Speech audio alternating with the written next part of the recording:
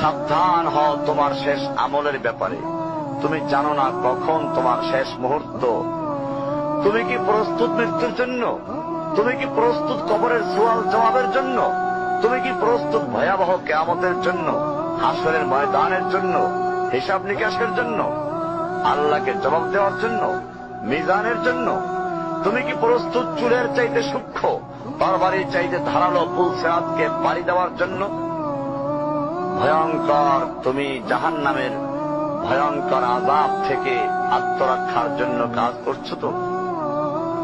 যার ইন্ধন মানুষ এবং পাথর, যার আগুন ভয়ঙ্কর উত্তাপ সম্পন্ন কালো বর্ণের, যা হৃদয় পর্যন্ত জ্বালিয়ে দেবে, এমন উত্তপ্ত পানি যা নাড়ি ভুঁড়িকে বের করে দিবে।